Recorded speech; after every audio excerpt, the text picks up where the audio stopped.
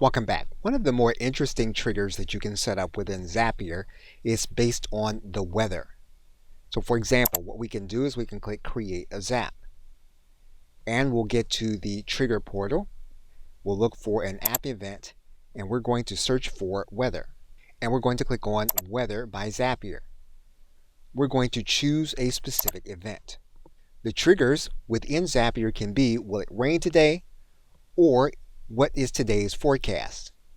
We are going to make it so that will it rain today? We're then going to click Continue. We'll need to give the specific area for the weather. And so we're going to get a specific longitude and latitude. Now, as of the recording of this video, Zapier does give you a URL where you can go to find a specific latitude and longitude. You are then going to type in a specific location. You will then have a latitude and longitude.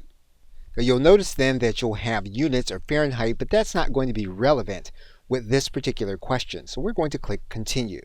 We're going to test our trigger. We are then going to click Continue.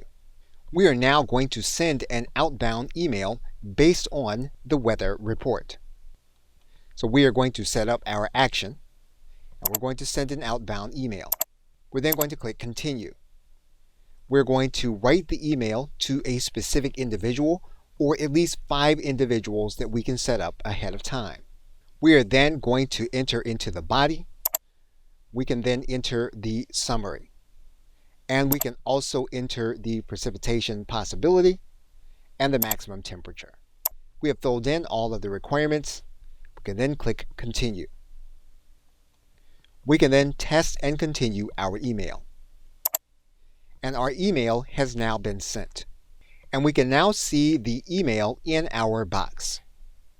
Okay, so with that, thanks, and I will see you in another video.